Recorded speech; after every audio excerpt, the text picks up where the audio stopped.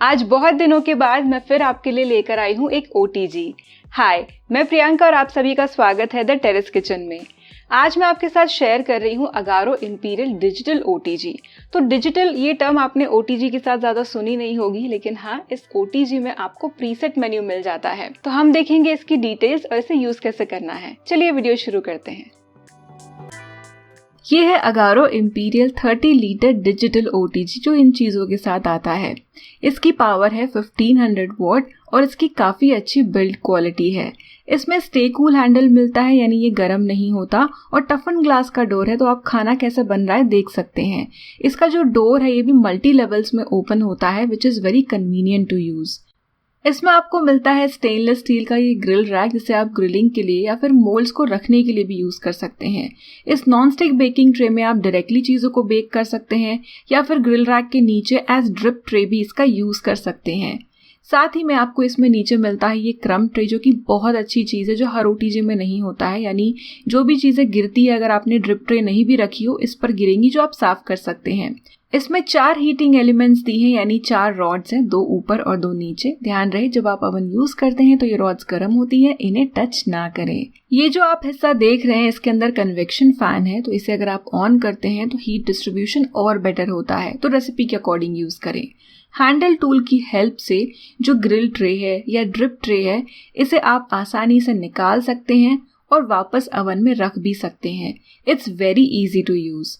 जैसे मैं आपको वीडियो में दिखा रही हूँ, ऐसे आपको इसे ट्रे पर अटकाना है और एक बार अटका लिया तो आराम से आप इसे यूज कर सकते हैं। रोटिसरी रॉड में दोनों तरफ फोक्स लगे हुए हैं और स्क्रू को आप ओपन करके इन्हें लूज कर सकते हैं, पूरी तरह निकाल भी सकते हैं।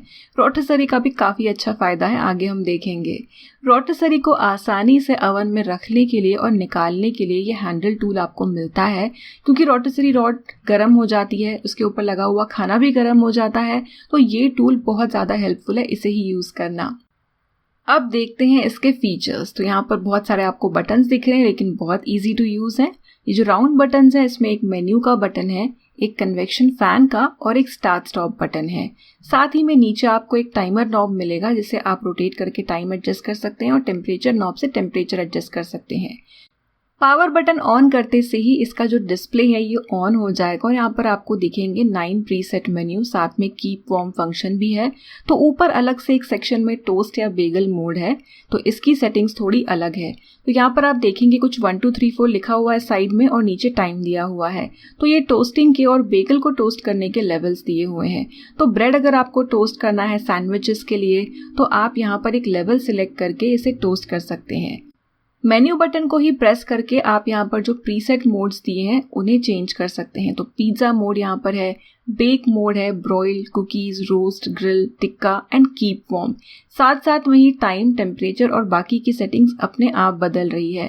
जैसे मैंने पिज़्ज़ा मोड यहाँ पर सिलेक्ट किया है, तो 15 मिनट का टाइम है और 200 डिग्री सेल्सियस का टेम्परेचर यहाँ सेट है। तो जिन्हें इतना आइडिया नहीं है कुकिंग का, वो इसे यूज़ कर सकते हैं। तो जो सेटिंग आप सिलेक्ट कर रहे हैं उसके बाद आप स्टार्ट का बटन दबा दें और आपका OTG काम करना शुरू हो जाएगा। अब यहाँ पर पिज़्ज़ा की जो प्रीसेट सेटिंग है, उसमें अगर किसी वजह से आपको मामूली चेंज करना है टेम्परेचर में या फिर उसके टाइम में, तो जब आप उसे सिलेक्ट करेंगे तो टाइम और टेम्परेचर का नॉब घुमाकर आप एडजस्ट कर सकते हैं। तो देखिए पिज़्ज़ा मोड पर ही मैंने टाइम को 20 और टेम्परेचर को 180 डिग्री सेल्सियस कर दिया। बस स्टार्ट का बटन दबाएं एंड OTG ऑन हो जाएगा। अब यहाँ पर मैं रोस्ट मोड पर हूँ, तो यहाँ आप देख सकते हैं कि कुछ चीज़ें ऊपर नज़र आ रही है। तो ये जो सिंबल है ये फ़ैन का सिंबल है, कन्वेक्शन फ़ैन। कन्वेक्शन बटन से आप इसे ऑन ऑफ कर सकते हैं। साथ ही में साइड में एक गोल सा सिंबल है, ये है रोटिसरी का सिंबल।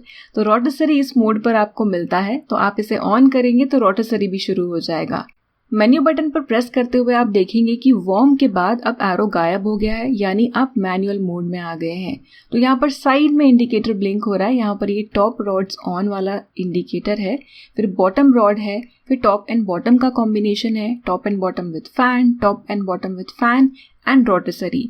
तो यहाँ पर आप जो चाहिए मेन्यू बटन को प्रेस करके सिलेक्ट कर सकते हैं और साथ ही में जो टाइम और टेम्परेचर वाला नॉब है उससे आप टाइम और टेम्परेचर भी बदल सकते हैं। तो यहाँ पर एक मोड मैंने सिलेक्ट कर लिया है और टाइमर से मैं टाइम को बदल रही हूँ और टेम्परेचर से टेम्परेचर को सेट कर रही हूँ। यानी प्रीसेट मेन्यू के अलावा भी आप मैन्युअली जैसा मोड आप चाहें वैसा सिलेक्ट कर सकते हैं। मैंने रोटेसरी सिलेक्ट किया था तो रोटेसरी यहाँ पर ऑन हो गया। इसमें मैक्स टाइम आपको मिलता है 90 मिनट्स यानी 1.5 घंटा और मैक्सिमम टेम्परेचर यहाँ पर आपको मिलता है 230 डिग्री सेल्सियस। इसमें जो टेम्परेचर का नॉब दिया है इसे अगर आप प्रेस करेंगे तो चेंबर के अंदर की लाइट को ऑन ऑफ आप कर सकते हैं। और एक बात कि जब आप अवन को यूज़ कर रहे हैं तो ये बाहर से साइड से गर्म हो जाता है, तो इसे टच ना कर इसके ऊपर कुछ रखे भी ना, और एटलीस्ट 1 इंच का गैप आप अपने अवन के आसपास बनाए रखें अपने किचन काउंटर में, ताकि वेंट सही से काम कर पाए। इसका और एक अच्छा फीचर ये है कि ये काउंटर के लेवल से ज़रा उठा हुआ है तो नीचे की तरफ भी अच्छा एयर सर्कुलेशन होगा। इसके साथ आपको मिलती है ये power cable with 16 ampere power plug. इसमें आप ढेर सारी रेसिपीज बना सकते हैं। मैं 3 आपको बनाकर दिखा रही हूँ। तो सबसे पहले है ये वेज पिज़्ज़ा। मैं रेडीमेड बेस यूज़ कर रही हूँ, आप बेस भी घर पर बना सकते हैं। मैंने ढेर सारी पिज़्ज़ा की रेसिपीज पोस्ट की है, आप कोई भी चूज़ कर ले। मैं वेज पिज़्ज़ा बना रही हूँ तो पिज़्ज़ा सॉस लगाकर यहाँ पर मैंने टॉपिंग्स ऐड कर दी हैं। जो टॉपिंग्स आप ऐड करना चाहें वो ऐड करें। अब यहाँ पर मैंने बेकिंग ट्रे पर ही इसे रख दिया है और मोड में सेलेक्ट कर रही हूँ पिज़्ज़ा का। अब यहाँ पर मैंने बेस क्योंकि रेडीमेड यूज़ किया है जो कि पतला है, तो टाइम को मैं यहाँ पर ज़रा कम कर रही हूँ। तो ये देखिए आप प्रीसेट मोड में आपको फ्लेक्सिबिलिटी भी मिल जाती है। और लाइट ऑन करके चेक कर ले पिज़्ज़ा बना है या नहीं। ज़रूरत पड़ने पर आप थोड़ी देर और भी इसे बेक कर सकते हैं। तो परफेक्ट पिज़्ज़ा हमारा यहाँ पर बन गया है। चीज़ भी मेल्ट हो गया है और अच्छी सी ब्राउनिंग भी आ गई है। बस इसके ऊपर मैंने कुछ सीजनिंग्स ऐड की है and it's ready to serve. Pizza बनने के बाद आप कीप वार्म फंक्शन भी सिलेक्ट कर सकते हैं ताकि आपका पिज़्ज़ा परोसने तक पिज़्ज़ा एकदम गर्मा गर्म रहे। नेक्स्ट मैं बना रही हूँ वेनिला केक, जिसके लिए मैं ओवन को प्रीहीट कर रही हूँ। तो बेक मोड पर 10 मिनट्स मैंने टाइम सेट कर दिया है ताकि प्रीहीट ये हो जाए। अब सबसे पहले एग्स को हम फेंट लेंगे। तो 2 एग्स के एग वाइट और एग योक मैंने सेपरेट किए हैं। रेसिपीज़ के सारे इंग्रेडिएंट्स आपको वीडियो के डिस्क्रिप्शन बॉक्स में मिल जाएंगे, आप चेक कर सकते हैं। तो चीनी जो है, जितनी टोटल चीनी इसके लिए हमें चाहिए उसकी आधी हमें एग वाइट में डालनी है और आधी हमें एग योक्स में डालनी है। अब यहाँ पर ये जो अंडे का सफ़ेद हिस्सा हम फेंट रहे हैं ये बहुत ही बढ़िया फ्लफ़ी होना चाहिए, कुछ इस तरह से। तो ये अच्छे से सेट हो गया है।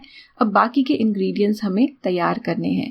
तो मैदे में बेकिंग पाउडर और सोडा डालेंगे और अच्छे से इसे मिक्स कर लेंगे या फिर छान कर रख लेंगे। तो बस ये तैयार हो गया है। अब जो योक्स मैंने सेपरेट किए थे उसमें बची हुई चीनी मिलाएंगे, बटर ऐड करेंगे, वनीला एसेंस, साथ में थोड़ा सा ऑयल ऐड करेंगे और इसे अच्छे से फेंट लेंगे। फेंटने के साथ साथ आप देखेंगे कि मिक्सचर काफ़ी हल्का और फ्लफ़ी हो गया है। बस इसके बाद हम इसमें दूध ऐड करेंगे। दूध ऐड करने के बाद हमें बहुत ज़्यादा इसे फेंटना नहीं है, केवल इतना जब तक कि ये अच्छे से मिक्स हो जाए। इसके बाद इसमें मैदे का मिक्सचर डालेंगे और केवल गुठलियाँ निकलने तक इसे हम विप करेंगे। तो बैटर हमारा स्मूथ हो गया है, दैट्स इट। अब हम स्पैचुला पर स्विच हो जाएंगे और धीरे धीरे यानी एक समय पर 1 से 2 चम्मच एग वाइट वाला मिक्सचर इसमें ऐड करेंगे and cut and fold method use करके इस बैटर को रेडी करेंगे। ये केक मेरा ऑल टाइम फेवरेट है, इसमें कोई आइसिंग की ज़रूरत नहीं पड़ती है। तो यहाँ पर मेरा ग्रीस टिन है, पार्चमेंट पेपर लगाया है मैंने और इसे अब हम बेक करेंगे। बेक मोड मैंने सेलेक्ट किया है, बाय डिफ़ॉल्ट जो सेटिंग्स आ रही है उस पर मैं बेक कर रही हूँ। केक आप चेक कर लें, ज़रूरत पड़ने पर थोड़ा सा और भी आप बेक कर सकते हैं। अब केक को ठंडा करने के बाद इसे मैं मोल्ड से निकाल रही हूँ। बहुत बढ़िया ये केक बनता है, आप ज़रूर ट्राई करके देखना। इसके साथ किसी भी फ्रॉस्टिंग की ज़रूरत नहीं है और बहुत ही सॉफ्ट एंड स्पंजी ये बनता है। ऊपर जो कलर आया है केक पर ये कितना अच्छा है और कितना इवन है, यानी अवन में बेकिंग बहुत अच्छे से हुई है। देखिए कितना अच्छा टेक्सचर है। तो आप भी अब घर पर बहुत ही आसानी से और हर बार कंसिस्टेंट रिजल्ट्स के साथ बेकिंग कर सकते हैं, जो कि आपको एक बढ़िया OTG में ही मिलती है।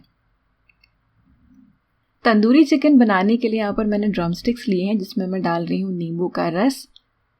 ये भी बहुत सिंपल रेसिपी है। इसमें डालेंगे अदरक लहसुन का पेस्ट, हल्दी, थोड़ा सा गरम मसाला, चिकन मसाला, चाट मसाला, लाल मिर्च पाउडर और साथ में हम डालेंगे इसमें दही और फिर डालेंगे टेस्ट के हिसाब से नमक। तो तो एकदम सिंपल सा प्रेप है, लेकिन तंदूरी चिकन इतना बढ़िया बन जाता है ना कि आपको रेस्टोरेंट वाला तंदूरी चिकन खाने का भी मन नहीं करेगा, जो कि कई बार ड्राई निकलता है। थोड़ा सा सरसों का तेल मैंने ऐड किया है, मैरिनेट करने रख देंगे फ्रिज में। तो मैरिनेट आप कम से कम 2 घंटे करें या ओवरनाइट कर लें, और फिर रोटिसरी रॉड पर इसे लगा दें। फोक की मदद से आप इन पीसेस को सिक्योर कर सकते हैं ताकि रोटिसरी रॉड घूमते समय ये फिसले ना। अब यहाँ पर भी मैं रोस्ट मोड सिलेक्ट कर रही हूँ। रोस्ट मोड में 45 मिनट्स का टाइम है, जो कि मेरे हिसाब से स्मॉल साइज्ड होल चिकन के लिए सूटेबल है, पर मैं ड्रमस्टिक्स यूज़ कर रही हूँ तो मैं टाइम को रिड्यूस करके 30 मिनट्स कर रही हूँ। तो यहाँ पर टाइम जो है चिकन का, ये कम ज़्यादा आपको करना पड़ सकता है चिकन के साइज़ के हिसाब से।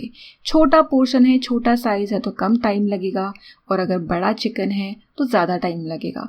जिस तरह से हम नॉर्मल कुकिंग करते हैं टाइम कम ज़्यादा होता है उसमें भी, वैसे ही अवन में भी आपको चीज़ों के हिसाब से टाइम को कम ज़्यादा करना पड़ सकता है। अब ये गर्मा गर्म चिकन आपको मैं दिखाती हूँ कि कितना अच्छे से पका है, कितनी आसानी से ये रॉड पर से स्लाइड हो रहा है। एकदम जूसी है, ड्राई आउट भी नहीं हुआ है। इसके ऊपर मेल्टेड बटर आप लगाएं और थोड़ा सा गार्निशिंग के लिए धनिया आप इस पर डाल दें। वैसे तो इसके साथ पुदीने की चटनी बहुत बढ़िया लगती है, पुदीने की चटनी, कटा हुआ प्याज या नींबू, पर ऐसे ही अगर आप खाएंगे ना तो भी आपको किसी चीज़ की ज़रूरत महसूस नहीं होगी। अवन को अनप्लग करें और पूरी तरह ठंडा होने दें सफाई करने से पहले। क्रम ट्रे निकालकर आप नॉर्मल बर्तन की तरह स्पंज और डिश वॉश लिक्विड से इसे धो सकते हैं। अवन की बॉडी को अंदर से साफ करने के लिए यहाँ पर मैंने विनेगर और एक डैम्प यानी थोड़ा सा गीला कपड़ा लिया है। अब इस कपड़े से अवन को अच्छे से अंदर से हम साफ कर लेंगे। इससे आप रॉड्स को भी साफ कर सकते हैं। अगर आप ग्रिल्ड वेजिटेबल या फिर चिकन वगैरह बना रहे हैं तो ज़रूर इस तरह से क्लीन करें ताकि जो रेसिडुअल स्मेल है वो अवन से पूरी तरह से निकल जाए। सफाई के बाद आप थोड़ी देर इसे खाली रख के ही ऑन कर दें ताकि हीट से अंदर का मॉइस्चर पूरा ड्राई हो जाए, या फिर एक ड्राई कपड़े से पोंछ ले। क्रम ट्रे भी मैंने धोकर पोंछ कर रखी है और बाहर से सफाई के लिए मैं एक सूखा कपड़ा यूज़ कर रही हूँ। आप चाहें तो बाहर से सफाई के लिए भी एक थोड़ा सा डैम्प कपड़ा यूज़ कर सकते हैं। आपको अगारो इंपीरियल डिजिटल ओटीजी की लिंक वीडियो के डिस्क्रिप्शन बॉक्स और फर्स्ट पिन कमेंट में मिल जाएगी। अगर आपकी कोई भी क्वेरी है तो आप कमेंट करके पूछ सकते हैं। अगर आपको ये वीडियो यूजफुल लगा हो तो इसे अपने फ्रेंड्स एंड फैमिली के साथ ज़रूर शेयर करें। मिलते हैं अगले वीडियो में, तब तक के लिए बाय।